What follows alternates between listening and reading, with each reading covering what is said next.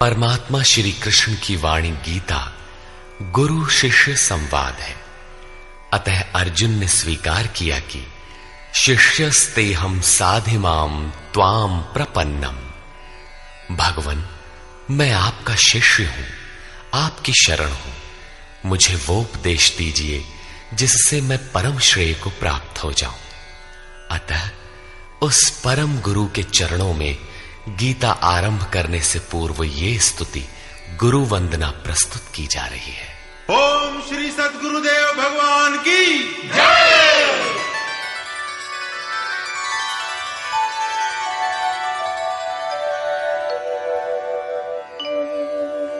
जय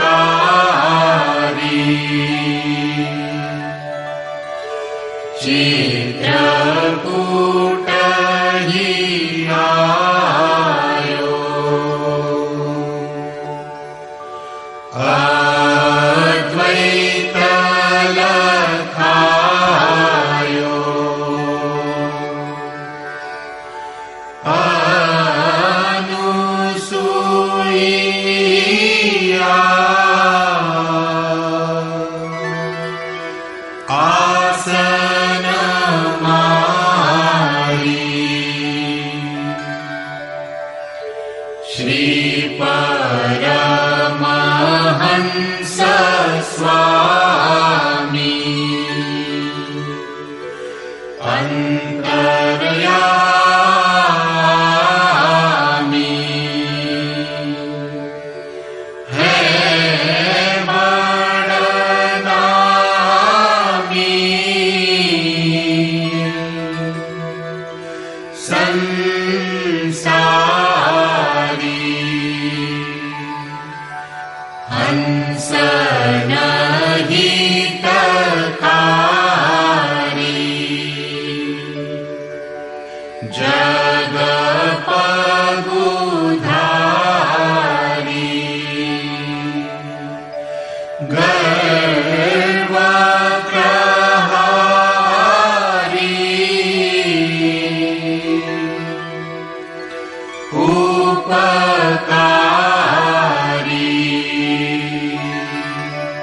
सतपंथ चलायो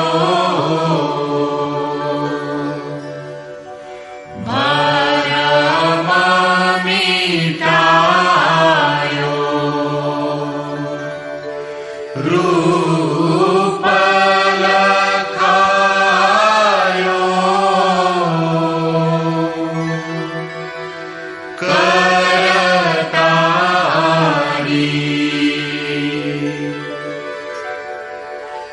यह शिष्य है तेरो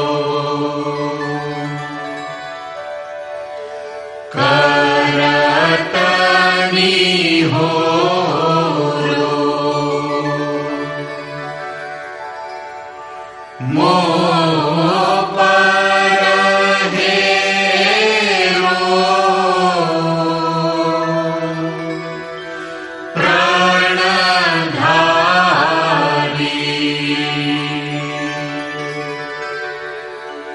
जय सद्गुरुदेवं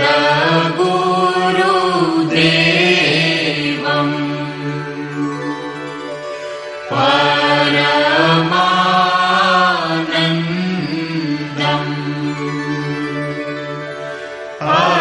अमर शरीरम्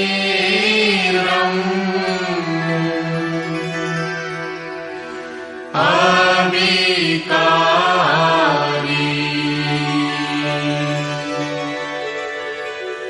निरगुण निरमूलम् धरी स्थूलम्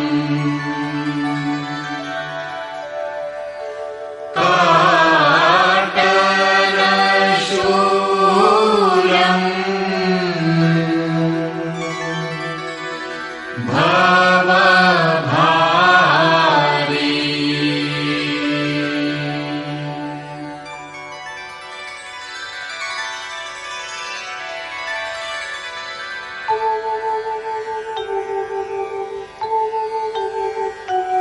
ओम जय गुरुदेव जय गुरुदेव जय गुरुदेव जय गुरुदेव ओम जय गुरुदेव जय गुरुदेव जय गुरुदेव जय गुरुदेव ओम जय गुरुदेव जय गुरुदेव जय गुरुदेव जय गुरुदेव।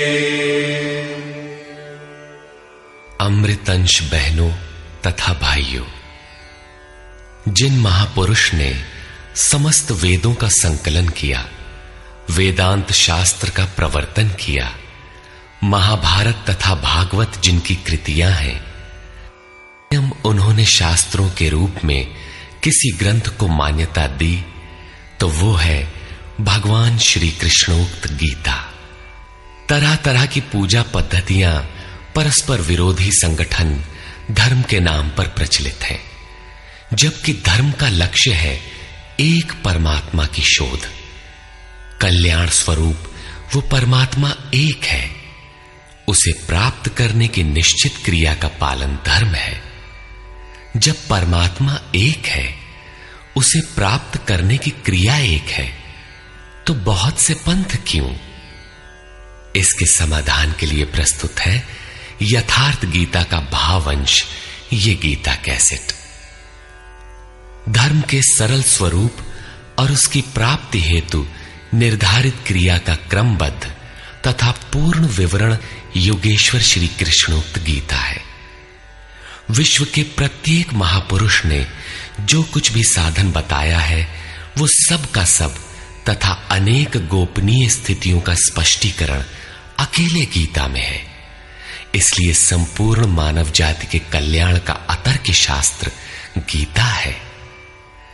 महाभारत में संकेत है कि जब कौरवों और पांडवों की सेनाएं आमने सामने खड़ी हो गईं, तो संपूर्ण निशांतर कौरवों में प्रवेश कर गए और सभी देवता पांडवों में।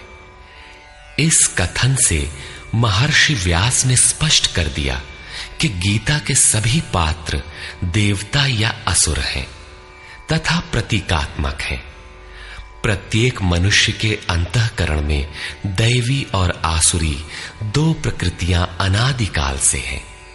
दैवी शक्तियों के सहयोग से जब मनुष्य अपने आत्म स्वरूप की ओर अग्रसर होता है, तो काम, क्रोध, राग, द्वेष इत्यादि आसुरी वृत्तियां बाधा के रूप में आक्रमण करती हैं। उनका पार पाना ही वास्तविक युद्ध है। अर्जुन श्रेय के लिए विकल था। उसकी दृष्टि में श्रेय का उपाय था कुल धर्म, पिंडोदक क्रिया, वर्ण संकर से बचाव, कुल क्षय से बचने के लिए युद्ध न करना इत्यादि। मात्र इतनी सी शंका के समाधान हेतु भगवान को उसे 18 अध्याय गीता समझानी पड़ी। अंत में पूछा कि क्या तेरा मोह नष्ट हुआ? अर्जुन ने स्वीकार किया कि भगवान, मेरा मोह नष्ट हो गया और अब मैं वैसा ही करूंगा जैसा भगवान ने उपदेश दिया है। वस्तुतः ये केवल अर्जुन की शंका नहीं थी, बल्कि मानव मात्र की शंका है कि श्रेय क्या है, उसे कैसे प्राप्त करें। इसलिए स्त्री पुरुष, आबाल वृद्ध, मानव मात्र के लिए गीता के 18 अध्याय का अनुशीलन एवं नियमित पाठ नितांत आवश्यक है, जिससे ब्रह्म विधि की स्मृति सृजित रहे तथा बच्चों में भी इन कल्याणकारी संस्कारों का सृजन हो सके। इस गीता ज्ञान के बिना कोई भी मनुष्य उस ईश्वर के पथ पर नहीं चल सकता। अक्षय सुख, शाश्वत शांति, लोक में समृद्धि तथा मूल शंका समाधान हेतु इन कैसेटों का संकलन किया गया है। इसके नियमित श्रवण से संपूर्ण परिवार तथा स्वजन समुदाय को सुसंस्कृत करें। संसार में कहीं भी मनुष्य हो, उसके लिए गीता सदैव अमृत वाहिनी है।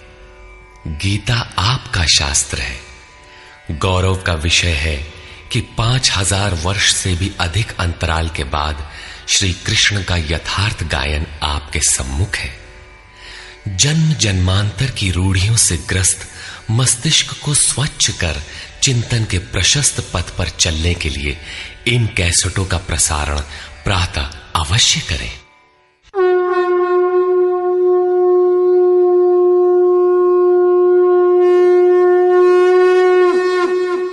ओम श्री परमात्मने नमः। यथार्थ गीता, श्रीमद् भगवत गीता, अथ प्रथमो अध्यायः।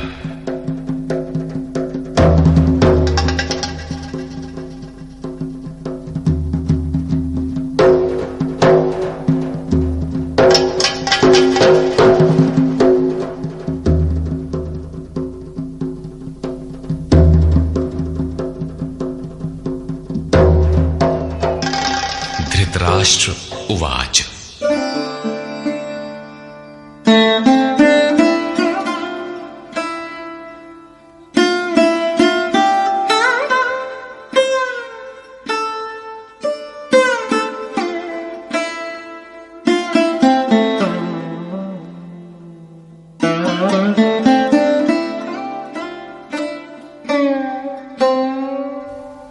धर्मक्षेत्रे कुरुक्षेत्रे समवेता युयुत्सवः मामकाः पाण्डवाश्चैव किमकुर्वत संजय।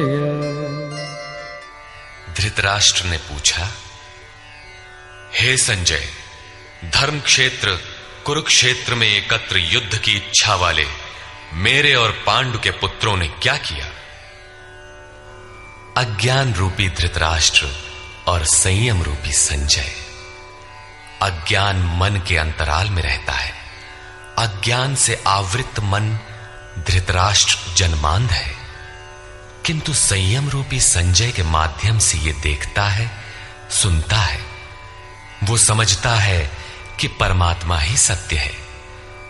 फिर भी जब तक इससे उत्पन्न मोह रूपी दुर्योधन जीवित है, इसकी दृष्टि सदैव कौरवों पर रहती है, विकारों पर ही रहती है। धर्म एक क्षेत्र है। जब हृदय देश में दैवी संपत्ति का बाहुल्य होता है तो यह शरीर धर्म क्षेत्र बन जाता है, और जब इसमें आसुरी संपत्ति का बाहुल्य होता है तो यह शरीर कुरुक्षेत्र बन जाता है। कुरु अर्थात करो। यह शब्द आदेशात्मक है। भगवान श्री कृष्ण कहते हैं, प्रकृति से उत्पन्न तीनों गुणों द्वारा परवश होकर मनुष्य कर्म करता है। वो क्षण मात्र भी कर्म किए बिना नहीं रह सकता, गुण उससे करा लेते हैं। तीनों गुण मनुष्य को देवता से कीट पर्यंत शरीरों में ही बांधते हैं। जब तक प्रकृति और प्रकृति से उत्पन्न गुण जीवित हैं, तब तक कुरु लगा रहेगा। अतः जन्म मृत्यु वाला क्षेत्र, विकारों वाला क्षेत्र कुरुक्षेत्र है, और परम धर्म परमात्मा में प्रवेश दिलाने वाली पुण्यमयी प्रवृत्तियों का क्षेत्र धर्म क्षेत्र है। पुरातत्वविद पंजाब में काशी प्रयाग के मध्य तथा अनेकानेक स्थलों पर कुरुक्षेत्र की शोध में लगे हैं, किंतु गीताकार ने स्वयं बताया है कि जिस क्षेत्र में यह युद्ध हुआ वो कहां है। इदम शरीरम कौन्तेय क्षेत्र मित्य भिधीयते। अर्जुन, ये शरीर ही क्षेत्र है, और जो इसको जानता है, इसका पार पा लेता है, वो क्षेत्रज्ञ है। आगे इन्होंने क्षेत्र का विस्तार बताया, जिसमें 10 इंद्रियां, मन, बुद्धि, अहंकार, 5 विकार और 3 गुणों का वर्णन है। शरीर ही क्षेत्र है, एक अखाड़ा है। इसमें लड़ने वाली प्रवृत्तियां 2 हैं, दैवी संपद और आसुरी संपद।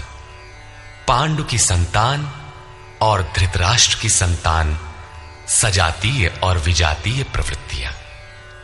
अनुभवी महापुरुष की शरण जाने पर इन दोनों प्रवृत्तियों में संघर्ष का सूत्रपात होता है।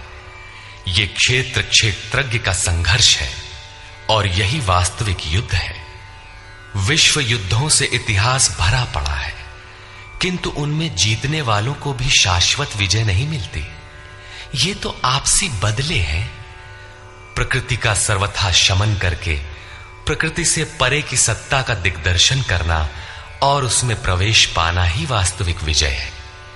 यही एक ऐसी विजय है जिसके पीछे हार नहीं है। यही मुक्ति है जिसके पीछे जन्म मृत्यु का बंधन नहीं है। इस प्रकार अज्ञान से आच्छादित प्रत्येक मन संयम के द्वारा जानता है कि क्षेत्र क्षेत्रज्ञ के युद्ध में क्या हुआ। अब जैसा जिसके संयम का उत्थान है, वैसे वैसे उसे दृष्टि आती जाएगी। संजय उवाच। दृष्ट्वा तु पाण्डवानीकं व्यूढं दुर्योधनस्तदा आचार्यमुपसंगम्य राजा वचनमब्रवीत्। उस समय राजा दुर्योधन ने व्यूह रचना युक्त पांडवों की सेना को देखकर द्रोणाचार्य के पास जाकर ये वचन कहा। द्वैत के आचरण ही द्रोणाचार्य हैं। जब जानकारी हो जाती है कि हम परमात्मा से अलग हो गए हैं, वहां उसकी प्राप्ति के लिए तड़प पैदा हो जाती है। तभी हम गुरु की तलाश में निकलते हैं। दोनों प्रवृत्तियों के बीच यही प्राथमिक गुरु है। यद्यपि बाद के सद्गुरु योगेश्वर श्री कृष्ण होंगे, जो योग की स्थिति वाले होंगे। राजा दुर्योधन आचार्य के पास जाता है। मोह रूपी दुर्योधन। मोह संपूर्ण व्याधियों का मूल है, राजा है। दुर्योधन दुरु अर्थात दूषित, योधन अर्थात वह धन। आत्मिक संपत्ति ही स्थिर संपत्ति है, उसमें जो दोष उत्पन्न करता है वो है मोह।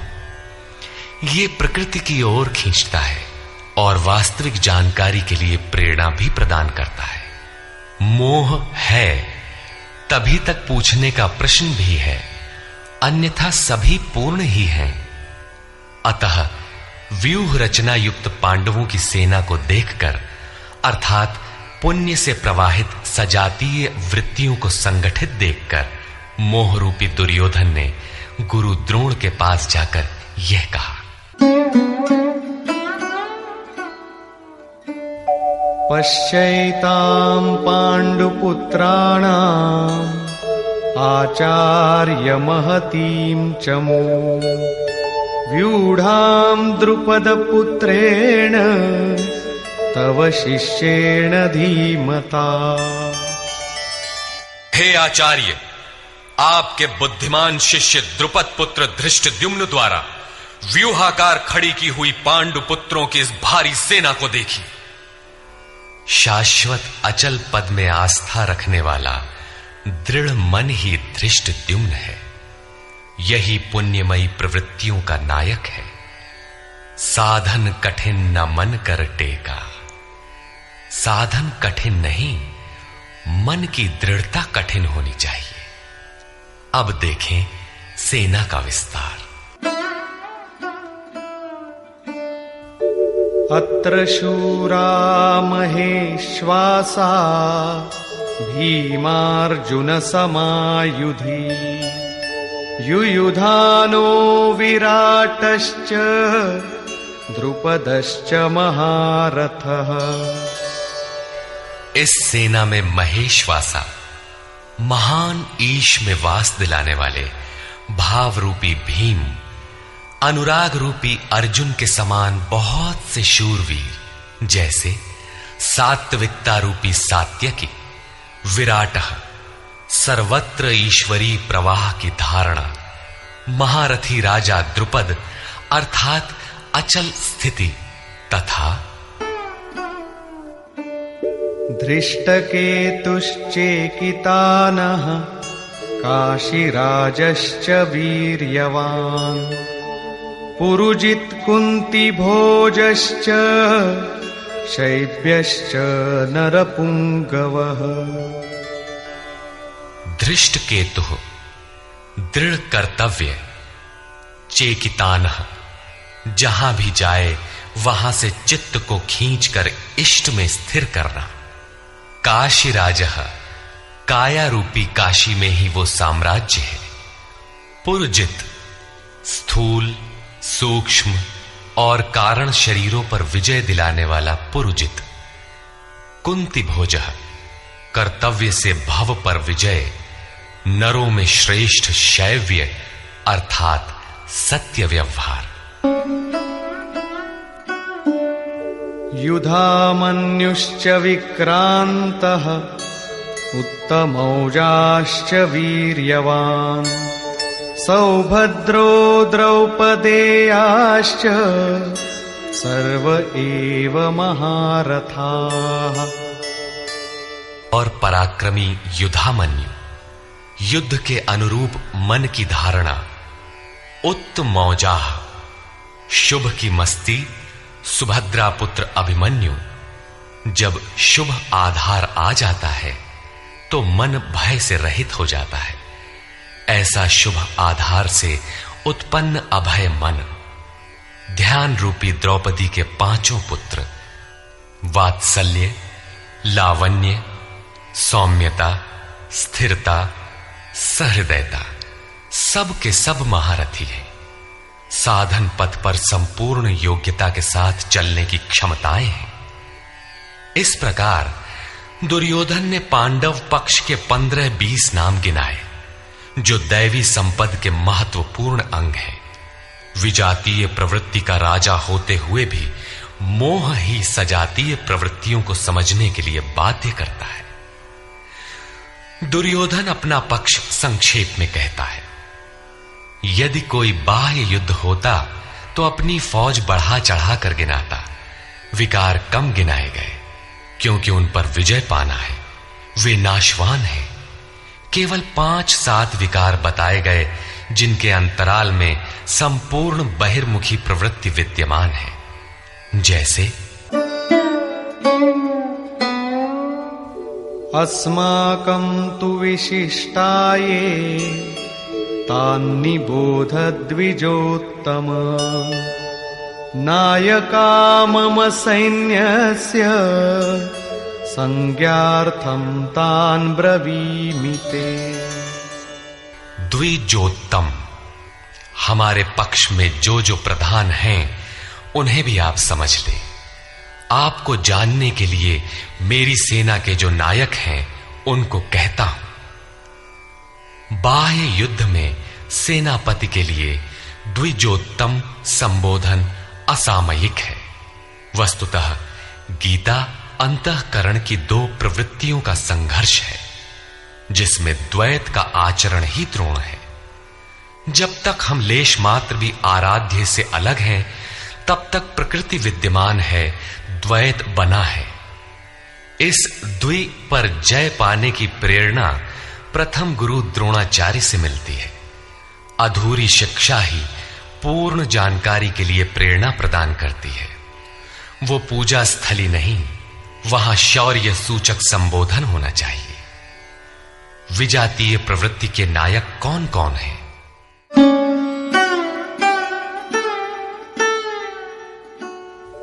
भवान् भीष्मश्च कर्णश्च कृपश्च समितिञ्जयः अश्वत्थामा विकर्णश्च सौमदत्तिस्तथैव च। एक तो स्वयं आप द्वैत के आचरण रूपी द्रोणाचार्य हैं। भ्रम रूपी पितामह भीष्म है। भ्रम इन विकारों का उद्गम है, अंत तक जीवित रहता है, इसलिए पितामह है। समूची सेना मर गई, ये जीवित था। शरशैया पर अचेत था, फिर भी जीवित था। ये है भ्रम रूपी भीष्म। भ्रम अंत तक रहता है। इसी प्रकार विजातीय कर्म रूपी कर्ण तथा संग्राम विजयी कृपाचार्य हैं। साधनावस्था में साधक द्वारा कृपा का आचरण ही कृपाचार्य है। भगवान कृपाधाम है और प्राप्ति के पश्चात संत का भी वही स्वरूप है। किंतु साधन काल में जब तक हम अलग हैं, परमात्मा अलग है। विजातीय प्रवृत्ति जीवित है, मोहमयी घिराव है। ऐसी परिस्थिति में साधक यदि कृपा का आचरण करता है तो वो नष्ट हो जाता है। सीता ने दया की तो कुछ काल लंका में प्रायश्चित करना पड़ा। विश्वामित्र दयार्द्र हुए, पतित होना पड़ा। योग सूत्रकार महर्षि पतंजलि भी यही कहते हैं, ते समाधा वुपसर्गा व्युत्थाने सिद्धयः। व्युत्थान काल में सिद्धियां प्रकट होती हैं, वे वास्तव में सिद्धियां हैं, किंतु कैवल्य प्राप्ति के लिए उतनी ही बड़ी विघ्न है जितने काम, क्रोध, लोभ, मोह इत्यादि। गोस्वामी तुलसीदास का भी यही निर्णय है। माया अनेक विघ्न करती है, रिद्धियां प्रदान करती है, यहां तक कि सिद्ध बना देती है। ऐसी अवस्था वाला साधक बगल से निकल भर जाए, मरणासन रोगी भी जी उठेगा। वो भले ठीक हो जाए, किंतु साधक उसे अपनी देन मान बैठे तो नष्ट हो जाएगा। एक रोगी के स्थान पर हजारों रोगी घेर लेंगे। भजन चिंतन का क्रम अवरुद्ध हो जाएगा और उधर बहकते बहकते प्रकृति का बाहुल्य हो जाएगा। यदि लक्ष्य दूर है और साधक कृपा करता है तो कृपा का अकेला आचरण ही समितिंजय समूची सेना को जीत लेगा। इसलिए साधक को पूर्ति पर्यंत इससे सतर्क रहना चाहिए। दया बिनु संत कसाई, दया करी तो आफत आई। लेकिन अधूरी अवस्था में यह विजातीय प्रवृत्ति का दुर्धर्ष योद्धा है। इसी प्रकार आसक्ति रूपी अश्वत्थामा, विकल्प रूपी विकर्ण और भ्रममयी श्वास ही भूरि श्रवा है। ये सभी बहिर्मुखी प्रवाह के नायक हैं।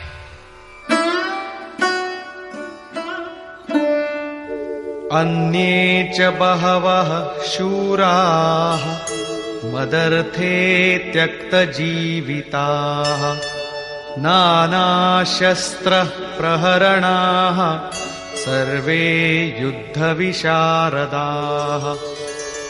और भी बहुत से शूरवीर अनेक शस्त्रों से युक्त मेरे लिए जीवन की आशा को त्याग कर युद्ध में डटे हैं। सभी मेरे लिए प्राण त्यागने वाले हैं, किंतु उनकी कोई ठोस गणना नहीं है। अब कौन सी सेना किन भावों द्वारा सुरक्षित है, इस पर कहते हैं अपर्याप्तं तदस्माकं बलं भीष्माभिरक्षितम् पर्याप्तं त्विदमेतेषां बलं भीमाभिरक्षितम्। भीष्म द्वारा रक्षित हमारी सेना सब प्रकार से अजेय है और भीम द्वारा रक्षित इन लोगों की सेना जीतने में सुगम है। पर्याप्त और अपर्याप्त जैसे श्लिष्ट शब्द का प्रयोग दुर्योधन की आशंका को व्यक्त करता है। अतः देखना है कि भीष्म कौन सी सत्ता है जिस पर कौरव निर्भर करते हैं, तथा भीम कौन सी सत्ता है जिस पर दैवी संपद संपूर्ण पांडव निर्भर है। दुर्योधन अपनी व्यवस्था देता है कि अयनेषु च सर्वेषु यथा भागमवस्थिताः भीष्ममेवाभिरक्षन्तु भवन्तः सर्व एव हि। इसलिए सब मोर्चों पर अपनी अपनी जगह स्थित रहते हुए आप लोग सब के सब भीष्म की ही सब ओर से रक्षा करें। यदि भीष्म है तो हम अजेय हैं, इसलिए आप पांडवों से न लड़कर केवल भीष्म की ही रक्षा करें। कैसा योद्धा है भीष्म, जो स्वयं अपनी रक्षा नहीं कर पा रहा है, कौरवों को उसकी रक्षा व्यवस्था करनी पड़ रही है। यह कोई बाह्य योद्धा नहीं, ब्रह्म ही भीष्म है। जब तक ब्रह्म जीवित है तब तक विजातीय प्रवृत्तियां कौरव अजेय हैं। अजेय का यह अर्थ नहीं कि जिसे जीता ही ना जा सके, बल्कि अजेय का अर्थ दुर्जय है, जिसे कठिनाई से जीता जा सकता हो। महा अजय संसार रिपु जीत सकई सो वीर। यदि भ्रम समाप्त हो जाए तो अविद्या अस्तित्वहीन हो जाए। मोह इत्यादि जो आंशिक रूप से बचे भी हैं, शीघ्र ही समाप्त हो जाएंगे। भीष्म की इच्छा मृत्यु थी, इच्छा ही भ्रम है। इच्छा का अंत और भ्रम का मिटना एक ही बात है। इसी को संत कबीर ने सरलता से कहा, इच्छा काया इच्छा माया इच्छा जग उपजाया। कह कबीर जे इच्छा विवर्जित ताका पार न पाया। जहां भ्रम नहीं होता वो अपार और अव्यक्त है। इस शरीर के जन्म का कारण इच्छा है। इच्छा ही माया है और इच्छा ही जगत की उत्पत्ति का कारण है। सो कामयत तदैक्षत बहुश्याम प्रजायेय इति। कबीर कहते हैं, जो इच्छाओं से सर्वथा रहित हैं, तिनका पार न पाया। वे अपार अनंत असीम तत्व में प्रवेश पा जाते हैं। यो कामो निष्काम आप्त काम आत्म कामो न तस्य प्राणा उत्क्रामंति ब्रह्म व सन ब्रह्माप्येति। जो कामनाओं से रहित आत्मा में स्थिर आत्म स्वरूप है, उसका कभी पतन नहीं होता। वो ब्रह्म के साथ एक हो जाता है। आरंभ में इच्छाएं अनंत होती हैं और अंततो गत्वा परमात्म प्राप्ति की इच्छा शेष रहती है। जब ये इच्छा भी पूरी हो जाती है, तब इच्छा भी मिट जाती है। यदि उससे भी बड़ी कोई वस्तु होती तो आप उसकी इच्छा अवश्य करते। जब उससे आगे कोई वस्तु है ही नहीं, तो इच्छा किसकी होगी? जब प्राप्त होने योग्य कोई वस्तु अप्राप्त न रह जाए, तो इच्छा भी समूल नष्ट हो जाती है और इच्छा के मिटते ही ब्रह्म का सर्वथा अंत हो जाता है। यही भीष्म की इच्छा मृत्यु है। भीम द्वारा रक्षित इन लोगों की सेना जीतने में सुगम है। भाव रूपी भीम, भावे विद्यते देवः। भाव में वो क्षमता है कि अविदित परमात्मा भी विदित हो जाता है। भाववस्य भगवान सुख निधान करुणा अयन। श्री कृष्ण ने इसे श्रद्धा कहकर संबोधित किया है। भाव में वो क्षमता है कि भगवान को भी वश में कर लेता है। भाव से ही संपूर्ण पुण्यमयी प्रवृत्ति का विकास है। ये पुण्य का संरक्षक है तो इतना बलवान कि परम देव परमात्मा को संभव बनाता है, किंतु साथ ही इतना कोमल भी है कि आज भाव है तो कल अभाव में बदलते देर नहीं लगती। इष्ट में लेश मात्र भी त्रुटि प्रतीत होने पर भाव डगमगा जाता है। पुण्यमयी प्रवृत्ति विचलित हो उठती है, इष्ट से संबंध टूट जाता है। इसलिए भीम द्वारा रक्षित इन लोगों की सेना जीतने में सुगम है। महर्षि पतंजलि का भी यही निर्णय है। स तु दीर्घकाल नैरंतर्य सत्कारा सेवितो दृढ़ भूमि। दीर्घ काल तक निरंतर श्रद्धा भक्ति पूर्वक किया हुआ साधन ही दृढ़ हो पाता है।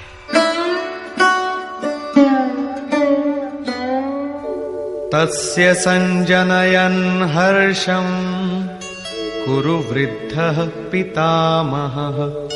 सिंहनादं विनद्योच्चैः शंखं दध्मौ प्रतापवान्। इस प्रकार अपने बलाबल का निर्णय लेकर शंख ध्वनि हुई। शंख ध्वनि पात्रों के पराक्रम की घोषणा है कि जीतने पर कौन सा पात्र आपको क्या देगा। कौरवों में वृद्ध प्रतापवान पितामह भीष्म ने उस दुर्योधन के हृदय में हर्ष उत्पन्न करते हुए उच्च स्वर से सिंहनाद के समान भयप्रद शंख बजाया। सिंह प्रकृति से भयावह पहलू का प्रतीक है।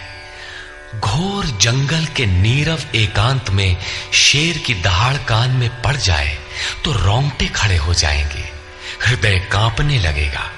यद्यपि शेर आपसे मीलों दूर है। भय प्रकृति में होता है, परमात्मा में नहीं। वो तो अभय सत्ता है।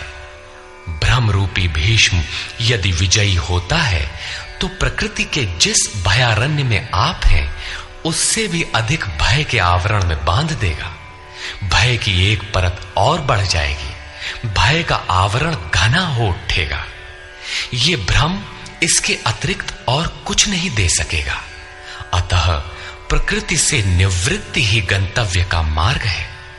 संसार में प्रवृत्ति तो भवाटवी है, घोर अंधकार की छाया है। इसके आगे कौरवों की कोई घोषणा नहीं है। कौरवों की ओर से कई बाजे एक साथ बजे, किंतु कुल मिलाकर वे भी भय ही प्रदान करते हैं, इससे अधिक कुछ नहीं। प्रत्येक विकार कुछ न कुछ भय तो देता ही है। इसलिए उन्होंने भी घोषणा की, ततः शंखाश्च भैर्यश्च पणवानक गोमुखाः सहसैवाभ्यहन्यन्त सशब्दस्तु मूलोऽभवत्। तदनंतर अनेक शंख, नगारे, ढोल ढोल और नरसिंहादि बाजे एक साथ ही बजे। उनका शब्द भी बड़ा भयंकर हुआ। भय का संचार करने के अतिरिक्त कौरवों की कोई घोषणा नहीं है। बहिर्मुखी विजातीय प्रवृत्ति सफल होने पर मोहमय बंधन और घना कर देती है। अब पुण्यमयी प्रवृत्तियों की ओर से घोषणाएं हुई, जिनमें पहली घोषणा योगेश्वर श्री कृष्ण की है।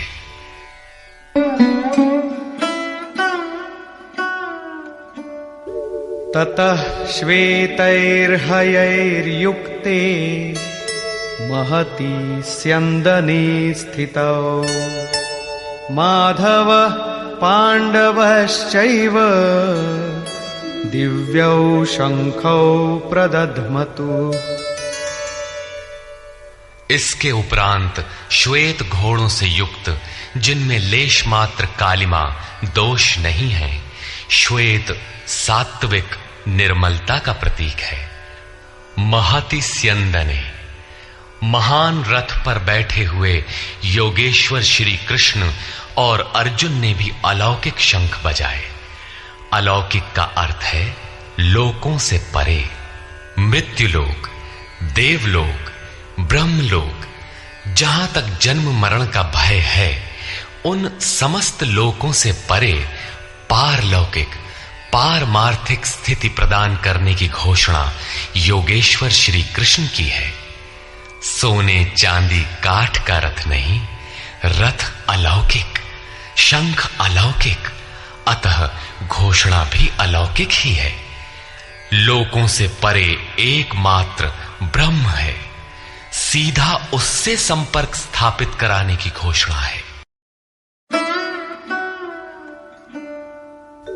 पांचजन्यं ऋषिकेशो देवदत्तं धनञ्जयः पौंड्रं दध्मौ महाशंखं भीमकर्मावृकोदरः।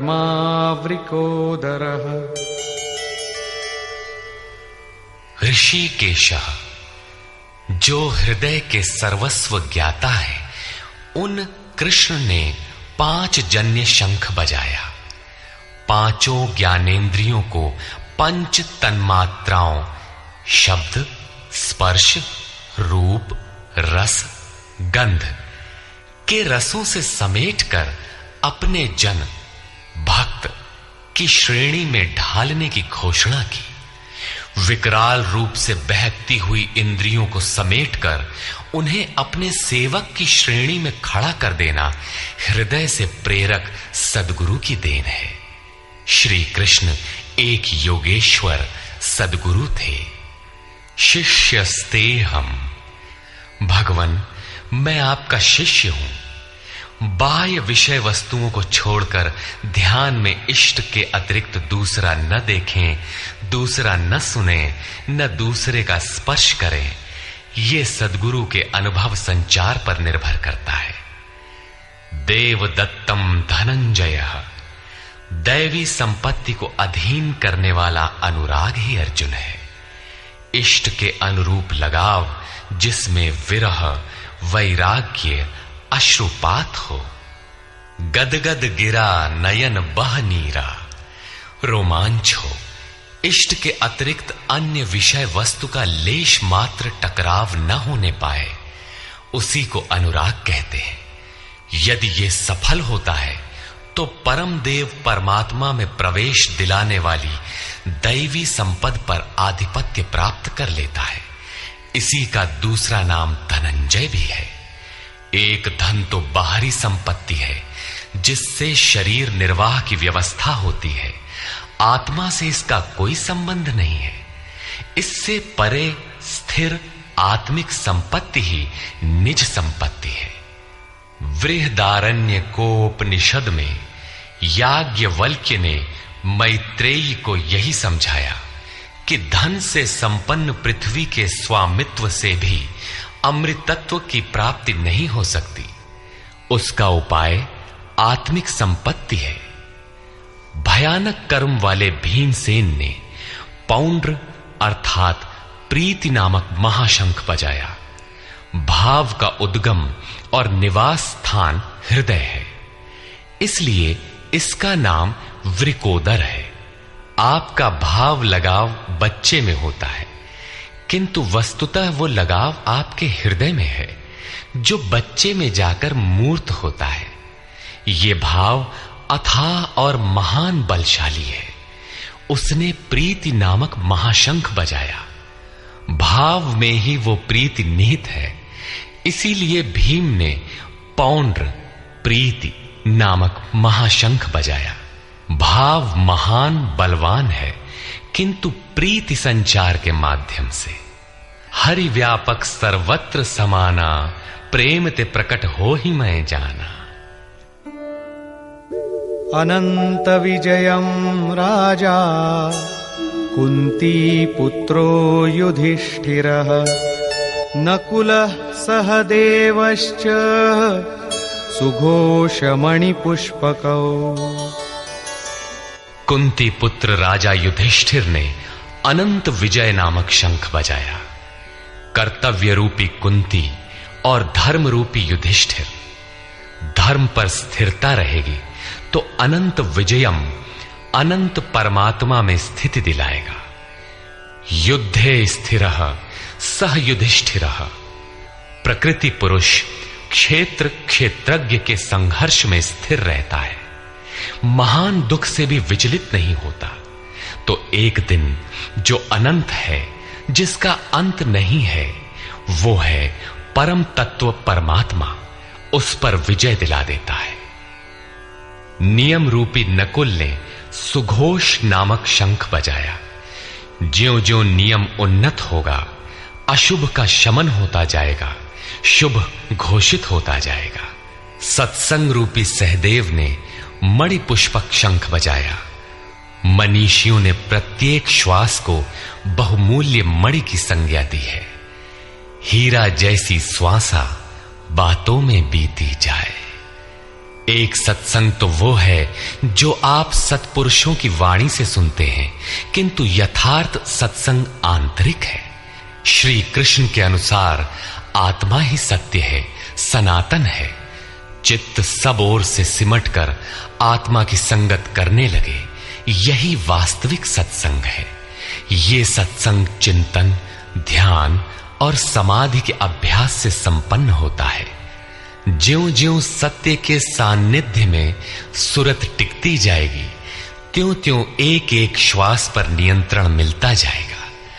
मन सहित इंद्रियों का निरोध होता जाएगा। जिस दिन सर्वथा निरोध होगा, वस्तु प्राप्त हो जाएगी। वाद्य यंत्रों की तरह चित्त का आत्मा के स्वर में स्वर मिलाकर संगत करना ही सत्संग है। बाह्य मणि कठोर है, किंतु श्वास मणि पुष्प से भी कोमल है। पुष्प तो विकसित होने या टूटने पर कुम्हलाता है, किंतु आप अगले श्वास तक जीवित रहने की गारंटी नहीं दे सकते। किंतु सत्संग सफल होने पर प्रत्येक श्वास पर नियंत्रण दिलाकर परम लक्ष्य की प्राप्ति करा देता है। इसके आगे पांडवों की कोई घोषणा नहीं है, किंतु प्रत्येक साधन कुछ न कुछ निर्मलता के पथ में दूरी तय करता है। आगे कहते हैं,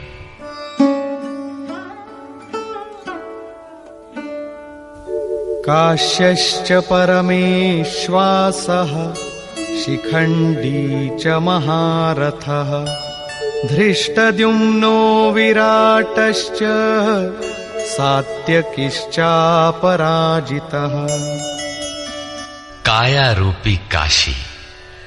पुरुष जब सब ओर से मन सहित इंद्रियों को समेटकर काया में ही केंद्रित करता है, तो परमेश्वासः, परम ईश में वास का अधिकारी हो जाता है। परम ईश में वास दिलाने में सक्षम काया ही काशी है। काया में ही परम ईश का निवास है। परमेश्वास का अर्थ श्रेष्ठ धनुष वाला नहीं, बल्कि परम धन ईश धन वास है। शिखा सूत्र का त्याग ही शिखंडी है। आजकल लोग सिर के बाल कटा लेते हैं और सूत्र के नाम पर गले की जनेऊ हटा लेते हैं, अग्नि जलाना छोड़ देते हैं। हो गया सन्यास उनका। नहीं, वस्तुतः शिखा लक्ष्य का प्रतीक है जिसे आपको पाना है, और सूत्र है संस्कारों का। जब तक आगे परमात्मा को पाना शेष है, पीछे संस्कारों का सूत्रपात लगा हुआ है, तब तक त्याग कैसा, सन्यास कैसा? अभी तो चलने वाले पथिक हैं। जब प्राप्तव्य प्राप्त हो जाए, पीछे लगे हुए संस्कारों की डोर कट जाए, ऐसी अवस्था में ब्रह्म सर्वथा शांत हो जाता है। इसलिए शिखंडी ही ब्रह्म रूपी भीष्म का विनाश करता है। शिखंडी चिंतन पथ की विशिष्ट योग्यता है, महारथी है। धृष्टद्युम्न दृढ़ और अचल मन तथा विराटः सर्वत्र विराट ईश्वर का प्रसार देखने की क्षमता इत्यादि दैवी संपद के प्रमुख गुण हैं। सात्विकता ही सात्य की है। सत्य के चिंतन की प्रवृत्ति अर्थात सात्विकता यदि बनी है तो कभी गिरावट नहीं आने पाएगी, इस संघर्ष में पराजित नहीं होने देगी। द्रुपदो द्रौपदेयाश्च सर्वशः पृथिवीपते सौभद्रश्च महाबाहुः शंखान् दद्मुः पृथक् पृथक्। अचल पददायक द्रुपद और ध्यान रूपी द्रौपदी के पांचों पुत्र सहृदयता, वात्सल्य, लावण्य, सौम्यता इत्यादि साधन में महान सहायक महारथी हैं तथा बड़ी भुजा वाला अभिमन्यु, इन सब ने पृथक पृथक शंख बजाए। भुजा कार्यक्षेत्र का प्रतीक है। जब मन भय से रहित हो जाता है तो उसकी पहुंच दूर तक हो जाती है।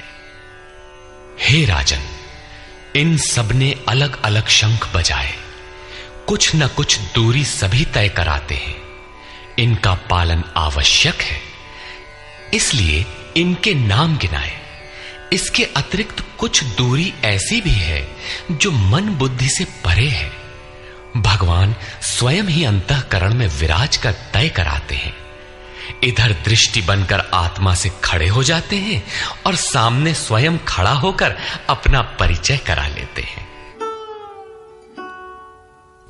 सघोषोधार्तराष्ट्राणाम् हृदयानि व्यदारयत् नभश्च पृथिवीं चैव तुमुलो व्यनुनादयन्। उस घोर शब्द ने आकाश और पृथ्वी को भी शब्दायमान करते हुए धृतराष्ट्र पुत्रों के हृदय विदीर्ण कर दिए। सेना तो पांडवों की ओर भी थी, किंतु हृदय विदीर्ण हुए धृतराष्ट्र पुत्रों के। वस्तुतः पांचजन्य दैवी शक्ति पर आधिपत्य, अनंत पर विजय, अशुभ का शमन और शुभ की घोषणा धारावाही होने लगे तो कुरुक्षेत्र आसुरी संपद, बहिर्मुखी प्रवृत्तियों का हृदय विदीर्ण हो जाएगा। उनका बल शनैः शनैः क्षीण होने लगता है। सर्वथा सफलता मिलने पर मोहमयी प्रवृत्तियां सर्वथा शांत हो जाती हैं।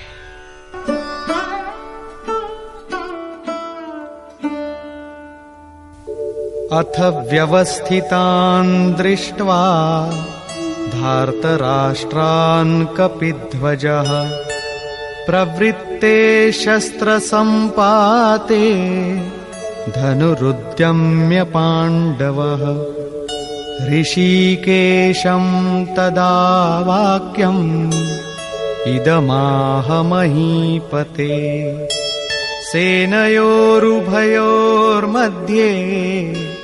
रथं स्थापयमेच्युत। संयम रूपी संजय ने अज्ञान से आवृत मन को समझाया कि हे राजन, उसके उपरांत कपिध्वजः वैराग्य रूपी हनुमान, वैराग्य ही ध्वज है जिसका। ध्वज राष्ट्र का प्रतीक माना जाता है कुछ लोग कहते हैं ध्वजा चंचल थी, इसलिए कपिध्वज कहा गया, किंतु नहीं, यहां कपि साधारण बंदर नहीं, स्वयं हनुमान थे, जिन्होंने मान अपमान का हनन किया था। सममान निरादर आदरहीन। प्रकृति की देखी सुनी वस्तुओं से, विषयों से राग का त्याग ही वैराग्य है।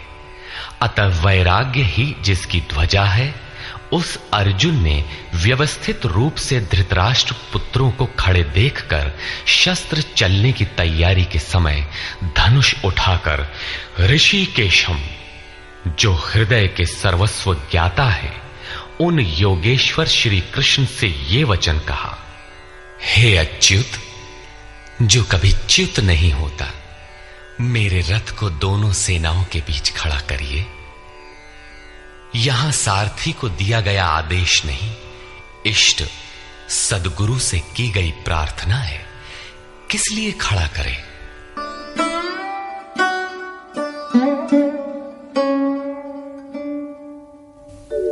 यावदेतान् निरीक्षेऽहम् योद्धुकामानवस्थितान् कैर्मया सह योद्धव्यम् अस्मिन् रणसमुद्यमे। जब तक मैं इन स्थित हुए युद्ध की कामना वालों को अच्छी प्रकार देख न लूं कि इस युद्ध के उद्योग में मुझे किन किन के साथ युद्ध करना योग्य है, इस युद्ध व्यापार में मुझे किन किन के साथ युद्ध करना है।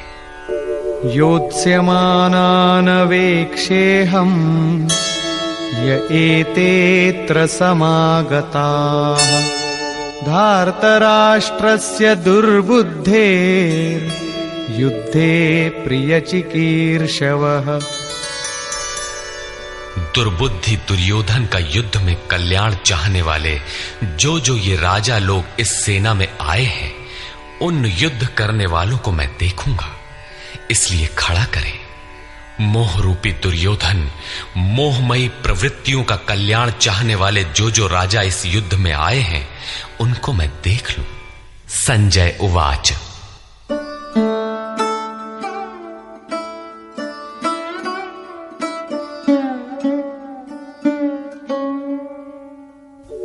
एवमुक्तो ऋषिकेशो गुडाकेशेन भारत सेनयोरुभयोर्मध्ये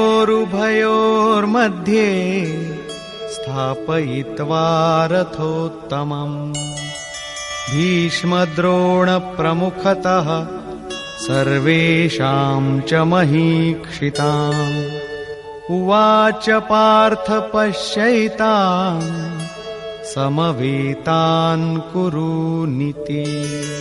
संजय बोला, निद्राजयी अर्जुन द्वारा इस प्रकार कहे जाने पर हृदय के ज्ञाता श्री कृष्ण ने दोनों सेनाओं के बीच भीष्म, द्रोण और महीक्षिताम शरीर रूपी पृथ्वी पर अधिकार जमाए हुए संपूर्ण राजाओं के बीच उत्तम रथ को खड़ा करके कहा कि पार्थ, इन इकट्ठे हुए कौरवों को देख, यहां उत्तम रथ सोने चांदी का रथ नहीं है।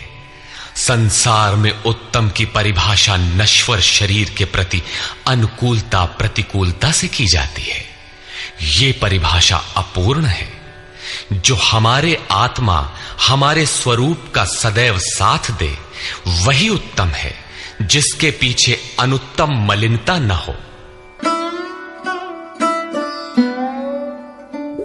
तत्रापश्यत् स्थितान् पार्थः पितॄनथ पितामहान् आचार्यान् मातुलान् भ्रातॄन् पुत्रान् पौत्रान् सखींस्तथा श्वशुरान् सुहृदश्चैव सेनयोरुभयोरपि। इसके उपरांत अचूक लक्ष्य वाले पार्थिव शरीर को रथ बनाने वाले पार्थ ने उन दोनों सेनाओं में स्थित पिता के भाइयों को, पितामहों को, आचार्यों को, मामाओं को, भाइयों को, पुत्रों को, पौत्रों को, मित्रों को, श्वसुरों को और सुहृदों को देखा। दोनों सेनाओं में अर्जुन को केवल अपना परिवार, मामा का परिवार, ससुराल का परिवार, सुहृद और गुरुजन दिखाई पड़े। प्रचलित गणना के अनुसार 18 अक्षौहिणी 2.5-3 अरब के लगभग होता है, जो आज के विश्व की जनसंख्या के समकक्ष है। इतने मात्र के लिए यदा कदा विश्व स्तर पर आवास, खाद्य समस्या बन जाती है। इतना बड़ा जन समूह अर्जुन के 3-4 रिश्तेदारों का परिवार मात्र था। क्या इतना बड़ा भी किसी का परिवार होता है? कदापि नहीं। यह हृदय देश का चित्रण है।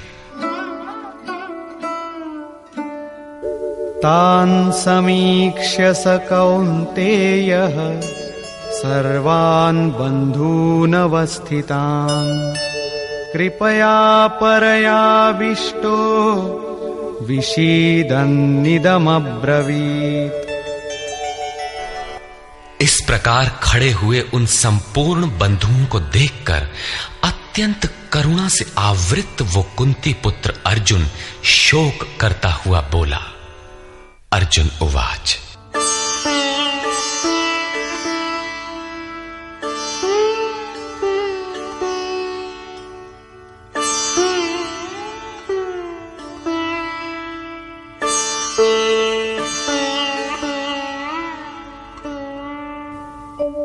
दृष्ट्वेमं स्वजनं कृष्ण युयुत्सुं समुपस्थितं सीदन्ति मम गात्राणि मुखं च परिशुष्यति वेपथुश्च शरीरे मे रोमहर्षश्च जायते। हे कृष्ण, इस युद्ध की इच्छा वाले खड़े हुए स्वजन समुदाय को देखकर मेरे अंग शिथिल हुए जाते हैं, मुख सूखा जाता है और मेरे शरीर में कंप तथा रोमांच हो रहा है। इतना ही नहीं, गांडीवं स्रंसते हस्तात् त्वक्चैव परिदह्यते न च शक्नोम्यवस्थातुं भ्रमतीव च मे मनः। हाथ से गांडीव गिरता है, त्वचा भी जल रही है।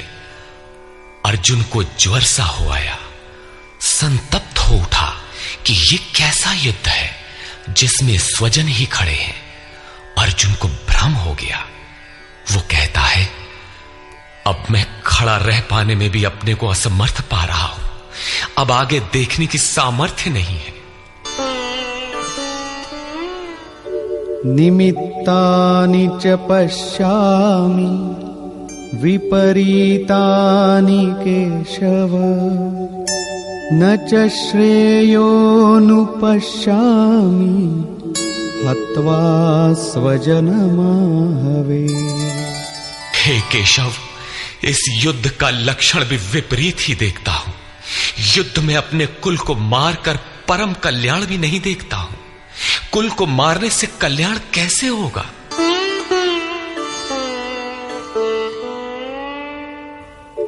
न कांक्षे विजयं कृष्ण न च राज्यं सुखानि च किन्नो राज्येन गोविन्द किं भोगैर्जीवितेन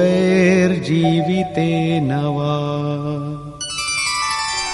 संपूर्ण परिवार युद्ध के मुहाने पर है। इन्हें युद्ध में मारकर विजय से मिलने वाला राज्य और राज्य से मिलने वाला सुख अर्जुन को नहीं चाहिए। वो कहता है, हे श्री कृष्ण, मैं विजय नहीं चाहता, राज्य तथा सुख भी नहीं चाहता। हे गोविंद, हमें राज्य या भोग अथवा जीवन से भी क्या प्रयोजन है? क्यों?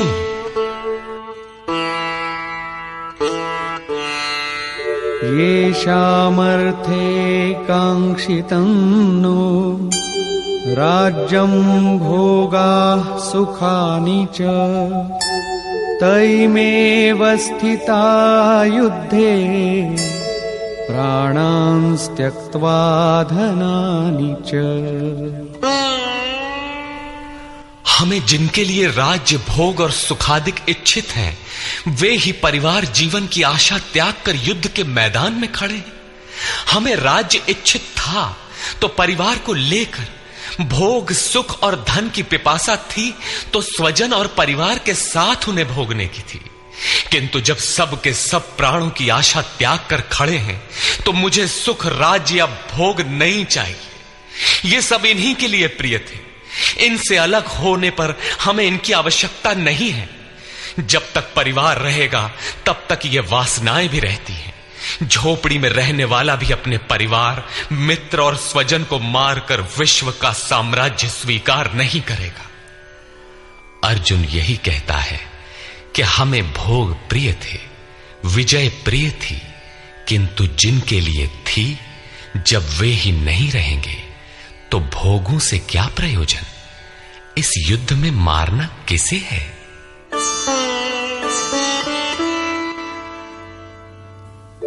आचार्याः पितरः पुत्राः तथैव च पितामहाः मातुलाः श्वशुराः पौत्राः शालाः संबंधिनस्तथा। इस युद्ध में ताऊ, चाचे, लड़के और इसी प्रकार दादा, मामा, श्वसुर, पोते, साले तथा समस्त संबंधी ही हैं।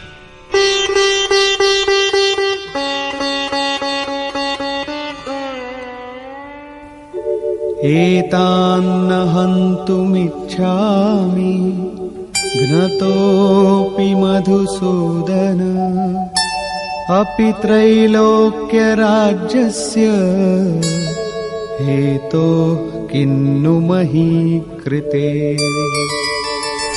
हे मधुसूदन, मुझे मारने पर भी अथवा 3 लोक के राज्य के लिए भी मैं इन सबको मारना नहीं चाहता। फिर पृथ्वी के लिए कहना ही क्या। 18 अक्षौहिणी सेना में अर्जुन को अपना परिवार ही दिखाई पड़ा। इतने अधिक स्वजन वास्तव में क्या हैं? वस्तुतः अनुराग ही अर्जुन है। भजन के आरंभ में प्रत्येक अनुरागी के समक्ष यही समस्या रही है। सभी चाहते हैं कि हम भजन करें, उस परम सत्य को पालें, किंतु किसी अनुभवी सद्गुरु के संरक्षण में कोई अनुरागी जब क्षेत्रज्ञ के संघर्ष को समझता है कि हमें किन से लड़ना है तो वो हताश हो जाता है। वो चाहता है कि हमारे पिता का परिवार, ससुराल का परिवार, मामा का परिवार, सुहृद, मित्र और गुरुजन साथ रहें, सभी सुखी रहें और इन सब की व्यवस्था करते हुए हम परमात्म स्वरूप की प्राप्ति भी कर लें। किंतु जब वो समझता है कि आराधना में अग्रसर होने के लिए परिवार छोड़ना होगा, इन संबंधों का मोह समाप्त करना होगा, तो वो अधीर हो उठता है।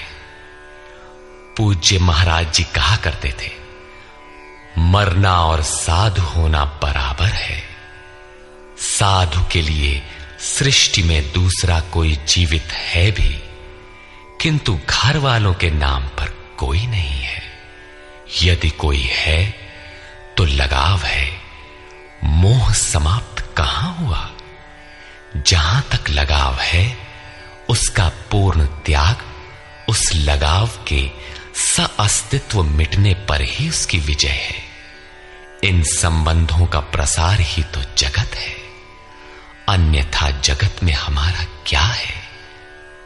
तुलसीदास कहे चिद विलास जग, बूझत बूझत बूझ है। मन का प्रसार ही जगत है। योगेश्वर कृष्ण ने भी मन के प्रसार को ही जगत कहकर संबोधित किया। जिसने इसके प्रभाव को रोक लिया, उसने चराचर जगत ही जीत लिया। इहैव तैर्जितः सर्गो येषां साम्ये स्थितम मनः। केवल अर्जुन अधीर था ऐसी बात नहीं है। अनुराग सबके हृदय में है। प्रत्येक अनुरागी अधीर होता है, उसे संबंधी याद आने लगते हैं। पहले वो सोचता था कि भजन से कुछ लाभ होगा तो ये सब सुखी होंगे, इनके साथ रहकर उसे भोगेंगे। जब ये साथ ही नहीं रहे तो सुख लेकर क्या करेंगे। अर्जुन की दृष्टि राज्य सुख तक ही सीमित थी। वो त्रिलोकी के साम्राज्य को ही सुख की पराकाष्ठा समझता था। इसके आगे भी कोई सत्य है, इसकी जानकारी अर्जुन को अभी नहीं है। निहत्य धार्तराष्ट्रान्नः का प्रीति स्याज्जनार्दन पापमेवाश्रयेदस्मान् हत्वैतानाततायिनः।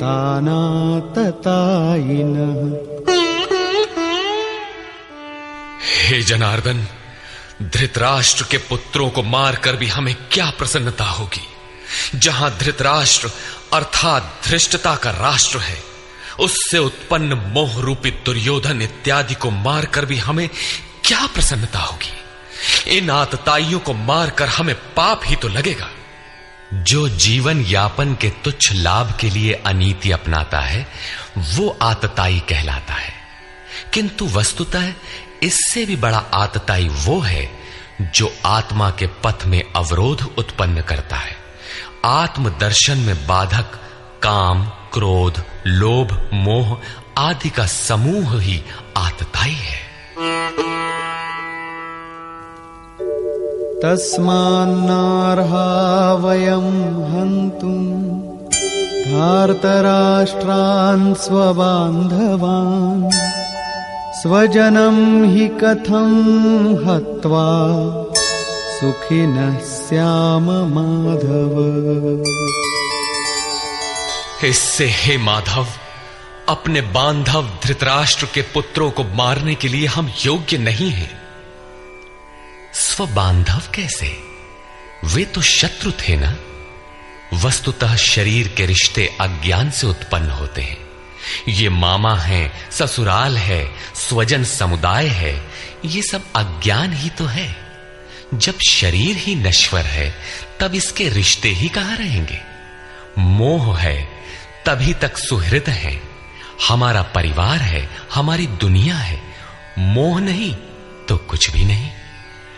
इसीलिए वे शत्रु भी अर्जुन को स्वजन दिखाई पड़े।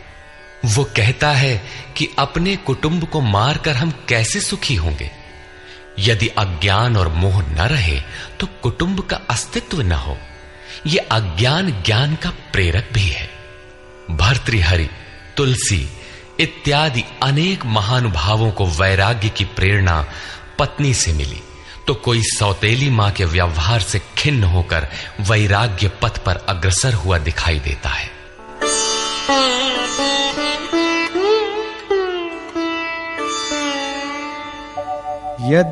यद्यप्येतेन पश्यन्ति लोभोपहत चेतसः कुलक्षयकृतं दोषं मित्रद्रोहे च पातकम्। यद्यपि लोभ से भ्रष्ट चित्त हुए ये लोग कुल नाश के दोष और मित्र द्रोह के पाप को नहीं देखते हैं, ये उनकी कमी है। फिर भी कथं न ज्ञेयमस्माभिः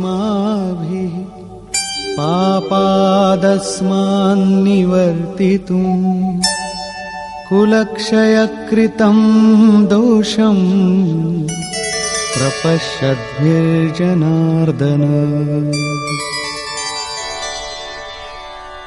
हे जनार्दन, कुल नाश से होने वाले दोषों को जानने वाले हम लोगों को इस पाप से हटने के लिए क्यों नहीं विचार करना चाहिए। मैं ही पाप करता हूं ऐसी बात नहीं, आप भी भूल करने जा रहे हैं। कृष्ण पर भी आरोप लगाया। अभी वो समझ में अपने को कृष्ण से कम नहीं मानता। प्रत्येक नया साधक सद्गुरु की शरण जाने पर इसी प्रकार तर्क करता है और अपने को जानकारी में कम नहीं समझता। यही अर्जुन भी कहता है कि ये भले न समझें, किंतु हम आप तो समझदार हैं। कुल नाश के दोषों पर हमें विचार करना चाहिए। कुल नाश में दोष क्या है? कुलक्षये प्रणश्यन्ति कुलधर्माः सनातनाः धर्मे नष्टे कुलं कृत्स्नम् अधर्मोऽभिभवत्युत।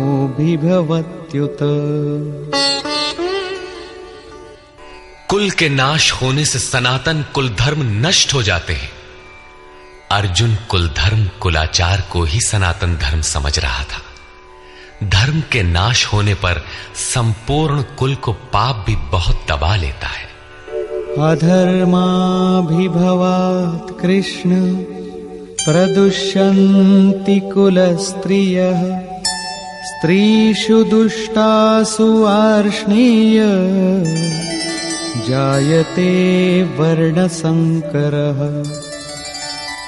हे कृष्ण, पाप के अधिक बढ़ जाने से कुल की स्त्रियां दूषित हो जाती हैं। हे वार्ष्णेय, स्त्रियों के दूषित होने पर वर्ण संकर उत्पन्न होता है। अर्जुन की मान्यता थी कि कुल की स्त्रियों के दूषित होने से वर्ण संकर होता है, किंतु श्री कृष्ण ने इसका खंडन करते हुए आगे बताया कि मैं अथवा स्वरूप में स्थित महापुरुष यदि आराधना क्रम में भ्रम उत्पन्न कर दे तब वर्ण संकर होता है। वर्ण संकर के दोषों पर अर्जुन प्रकाश डालता है।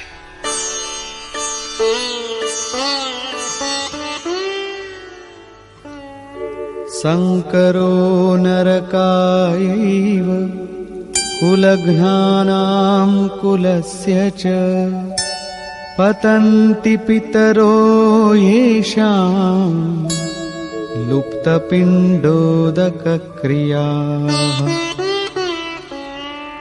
वर्ण संकर कुल घातियों और कुल को नरक में ले जाने के लिए ही होता है।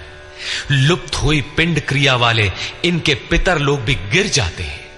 वर्तमान नष्ट हो जाता है, अतीत के पितर गिर जाते हैं और भविष्य वाले भी गिरेंगे। इतना ही नहीं,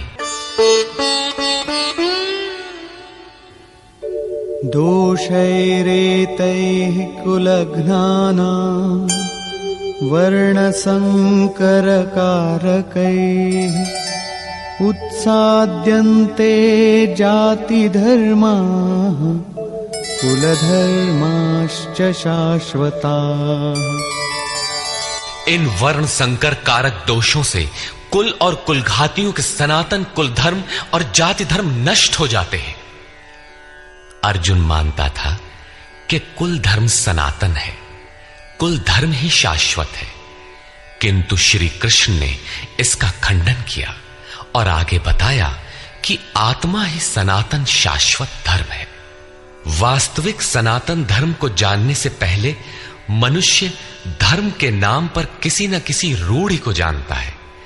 ठीक इसी प्रकार अर्जुन भी जानता है, जो कृष्ण के शब्दों में एक रूढ़ि है।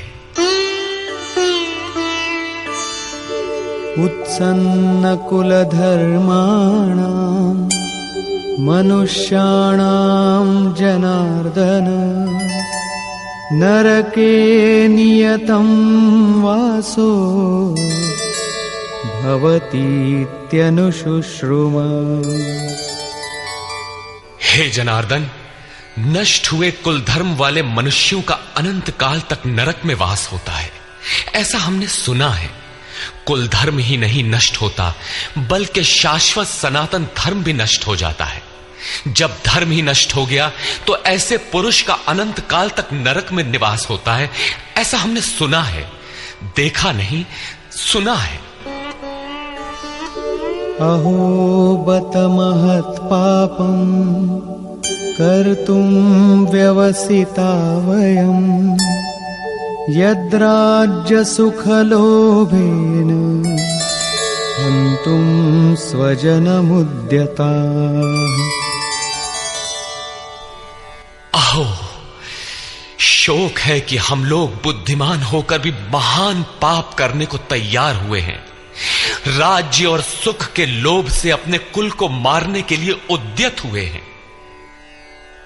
अभी अर्जुन अपने को कम ज्ञाता नहीं समझता।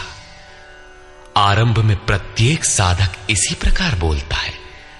महात्मा बुद्ध का कथन है कि मनुष्य जब अधूरी जानकारी रखता है तो अपने को महान ज्ञानी समझता है, और जब आधे से आगे की जानकारी हासिल करने लगता है तो अपने को महान मूर्ख समझता है। ठीक इसी प्रकार अर्जुन भी अपने को ज्ञानी ही समझता है। वो कृष्ण को ही समझाता है कि उस पाप से परम कल्याण हो, ऐसी बात भी नहीं। केवल राज्य और सुख के लोभ में पड़कर हम लोग कुल नाश करने को उद्यत हुए हैं। महान भूल कर रहे हैं। हम ही भूल कर रहे हैं, ऐसी बात नहीं, आप भी भूल कर रहे हैं। एक धक्का कृष्ण को भी दिया। अंत में अर्जुन अपना निर्णय देता है। यदि माम प्रतीकारम् अशस्त्रं शस्त्रपाणयः धार्तराष्ट्रारणे हन्युः तन्मे क्षेमतरं भवेत्। यदि मुझ शस्त्र रहित न सामना करने वाले को शस्त्रधारी धृतराष्ट्र के पुत्र रण में मारे तो उनका वो मारना भी मेरे लिए अति कल्याणकारक होगा। इतिहास तो कहेगा कि अर्जुन समझदार था, जिसने अपनी बलि देकर युद्ध बचा लिया। लोग प्राणों की आहुति दे डालते हैं कि भोले भाले मासूम बच्चे सुखी रहें, कुल तो बचा रहे। मनुष्य विदेश चला जाए, वैभव पूर्ण प्रासाद में रहे, किंतु 2 दिन बाद उसे अपनी छोड़ी हुई झोपड़ी याद आने लगती है। मोह इतना प्रबल होता है। इसीलिए अर्जुन कहता है कि शस्त्रधारी धृतराष्ट्र के पुत्र मुझ न प्रतिकार करने वाले को रण में मार दें, तब भी वो मेरे लिए अति कल्याणकारी होगा, ताकि लड़के तो सुखी रहें। संजय उवाच।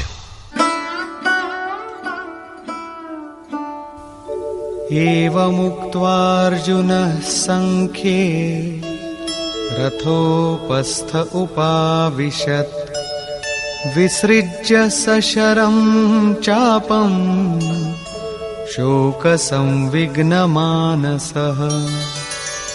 संजय बोला कि रणभूमि में शोक से उद्विग्न मन वाला अर्जुन इस प्रकार कहकर बाण सहित धनुष को त्याग कर रथ के पिछले भाग में बैठ गया, अर्थात क्षेत्र क्षेत्रज्ञ के संघर्ष में भाग लेने से पीछे हट गया।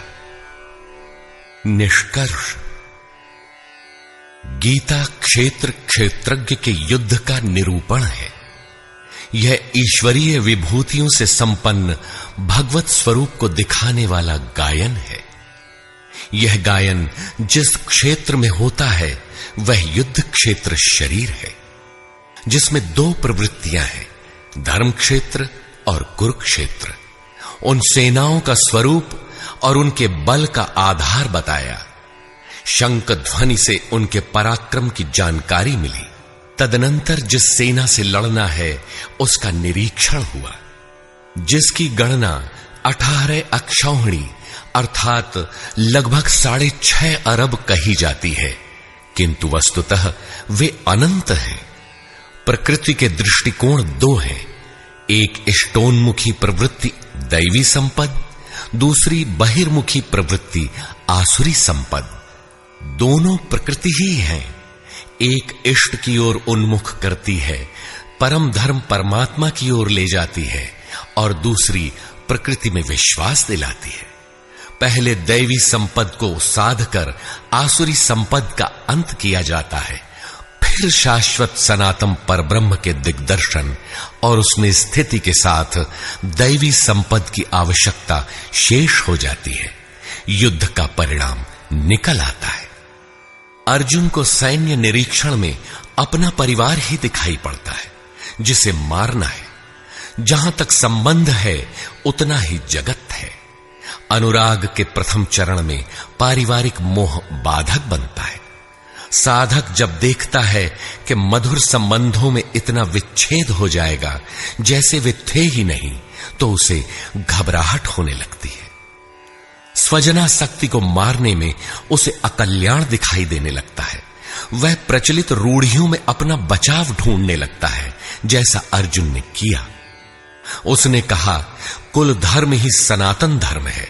इस युद्ध से सनातन धर्म नष्ट हो जाएगा, कुल की स्त्रियां दूषित होंगी, वर्ण संकर पैदा होगा, जो कुल और कुलघातियों को अनंत काल तक नरक में ले जाने के लिए ही होता है। अर्जुन अपनी समझ से सनातन धर्म की रक्षा के लिए विकल है।